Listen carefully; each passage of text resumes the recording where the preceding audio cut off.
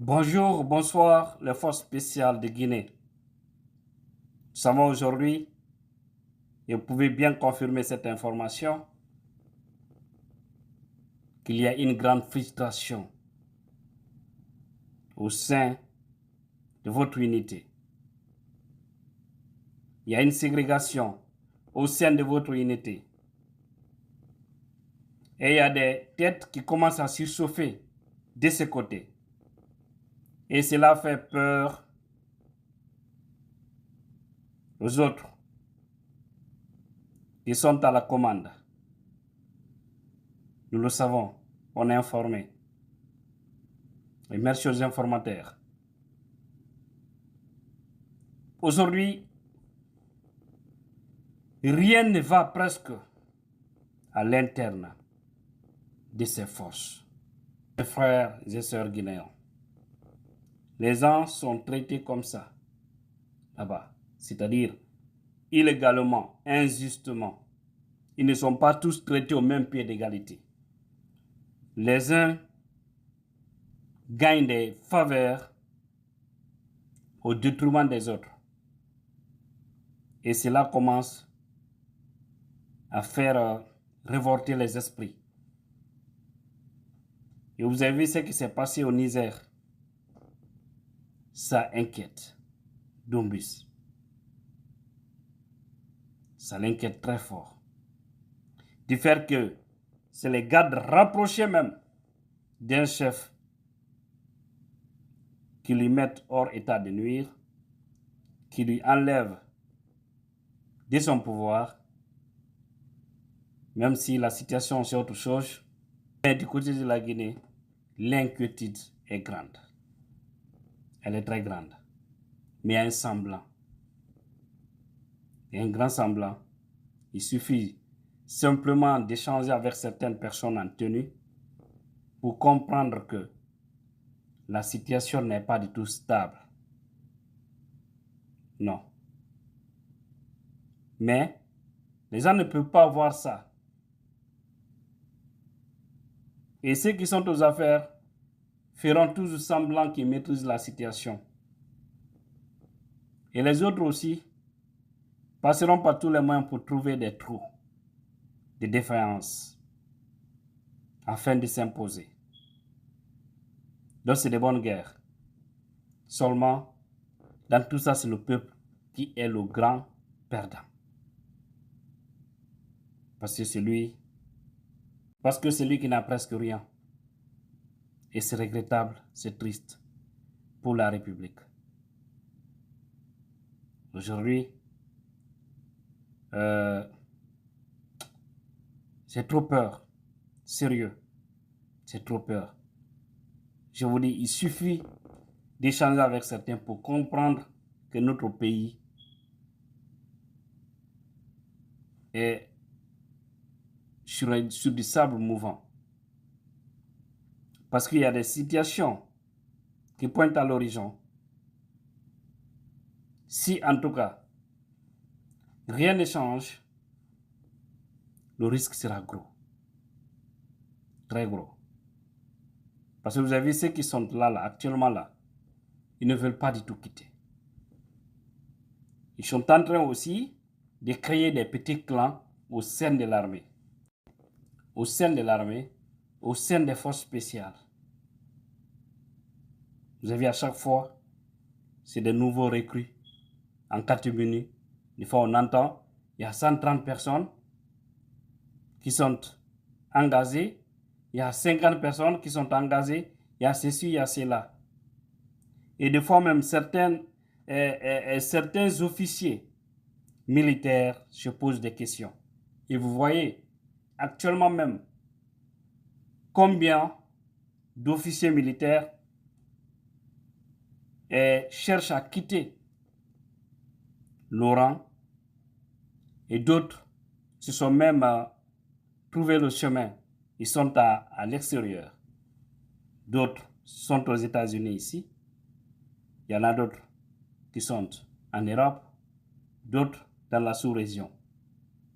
Parce que la situation est devenue catastrophique. Je vous avais dit ici qu'il y a des officiers militaires, c'est-à-dire les colonels et les capitaines du Bata, qui ont été tous mutés à l'intérieur. Tous les hauts officiers, ils sont plus à Conakry, le Bata. Alors, cela doit nous amener à se poser des interrogations. Cela me donne raison par rapport à ce que j'ai dit. Parce que la joie n'est pas là au sein de l'armée, je vous assure. Mais comme elle aussi, elle est trop fataliste, c'est une armée à la de Cabo, Agnadi Alama. Ouais, un petit groupe vient, il s'installe, il s'impose, il impose son dictat sur les Guinéens, et tout se passe au vu et au su de l'armée républicaine. Parce qu'il faut savoir, les Madi Doumbouya et autres, Madi n'est pas de l'armée guinéenne. C'est quelqu'un qui a été parachuté comme ça, et puis on dit c'est un militaire guinéen, c'est un ancien légionnaire, il est ceci, il est cela. Les Idi Amin l'ont présenté à Alpha, et après voilà, ils ont joué le jeu contre le vieux Alpha. Et Alpha avait tellement confiance en Doumbouya que, voilà, c'est lui qui lui a mis dans cette situation. Et ce que je regrette réellement, c'est-à-dire tous les mots tous ces mots te rapprochaient à Alpha Condé, Madi Doumbouya est en train de faire le pire. Les détournements sont là. Vous voyez, les colonels ils se font la belle vie, des châteaux, des grandes maisons, des belles voitures. Hein? Parce que vous savez, quand il y a beaucoup d'argent, des fois, on rajoute aussi les belles femmes, quoi. Et aujourd'hui, Conakry est contrôlé par ses officiers, est contrôlé par ses ministres, par ses directeurs, avec l'argent du peuple. C'est triste, hein? Le pays. C'est triste, hein, mes frères et sœurs. Il faudrait que les Guinéens acceptent d'ouvrir les yeux là, pour comprendre que la situation guinéenne, si on ne se lève pas, ces gens-là vont encore nous enfoncer de plus. Nous sommes déjà enfoncés, mais évitons d'aller plus loin que ça. Sinon, je vous assure, ça ne va pas nous aider. C'est un pays très riche, très béni, mais qui a un problème de leadership, qui a un problème de dirigeants intègres. Parce qu'en Guinée, on vous dit, il faut être démagogue pour avoir une bonne position. Si tu es juste et honnête, tu deviens quelqu'un qu'on doit neutraliser. Et comme ça, dans un pays, ça ne peut pas aller. Les forces spéciales de Guinée qui sont dans cette frustration, courage à vous. C'est comme ça aussi. Prenez votre courage avec des bras et persévérez. Ça va aller. Aujourd'hui, autour de Doumbouya, il ne fait confiance à personne. Il doute. Et il veut même les échanger. Donc, parce que, affaire de coup d'État là, et ils sont dans ça, hein, et ils ont fait pour eux. Même si nous avons regretté le résultat, moi en tout cas, je regrette le résultat actuel du CNRD. Les gens sont là à regarder les routes bitumées, quelques voiries, et j'oublie l'essentiel. Le panier de la ménagère de Mandela.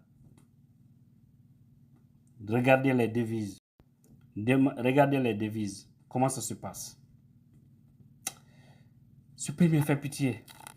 Qu'Allah nous bénisse et qu'il nous guide sur la droite ligne. Amen.